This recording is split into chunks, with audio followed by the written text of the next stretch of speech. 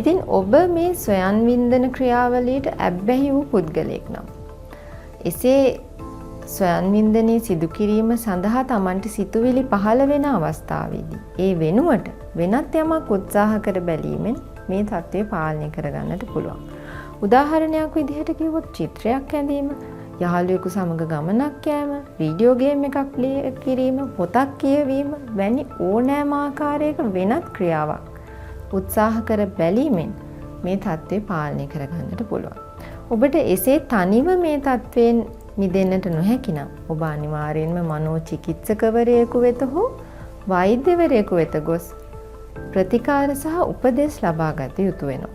දැන් ඔබට ගැටලුවක් ඇති වෙන්නට පුළුවන් එසේනම් ඔබ කී වතාවක් මේ ක්‍රියාවලියේ යෙදිය යුතුද කියලා. එය තීරණය වෙන්නේ ඔබගේ ශරීරයේ පෝෂණ මට්ටම, ඔබගේ උසට සරලන බර පැවතීම, ඔබ ලබා ගන්නා ආහාර, ඔබගේ නිින්ද වැනි කාරණා මත. ඉතින් ඒ සම්බන්ධයෙන් ඔබට වැඩිදුර තොරතුරු දැන ගැනීමට අවශ්‍ය නම් ඔබ වෛද්‍යවරයෙකුගේ උපදෙස් පැතිය යුතු වෙනවා.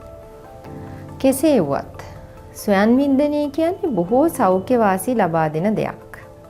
මේ මගින් මානසික ආතතිය දුරු කිරීම, ලිංගික ආතතිය දුරු කිරීම, හොඳ නිින්දක් ලබා දීම, තමන්ගේ මූඩ් එක හොඳ තත්ත්වයෙන් පවත්වා ගැනීම සහ ශාරීරික ක්‍රියාවන් යථාවත් කිරීමට උදව්වක් ලැබෙනවා.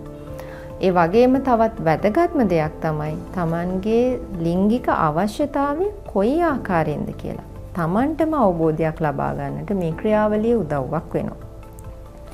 පිරිමි පාර්ශවයේ විසින් දිනපතා මේ ස්වයන් වින්දනයේ ක්‍රියාවලියේ යෙදීම අනාගතයේ පුරස්ති ග්‍රන්ථි ආශ්‍රිත පිළිකා තත්ත්වයන් වළක්වා ගැනීමට උදව්වක් වෙන බව පර්යේෂණ මගින් සනාථ කරලා තියෙනවා.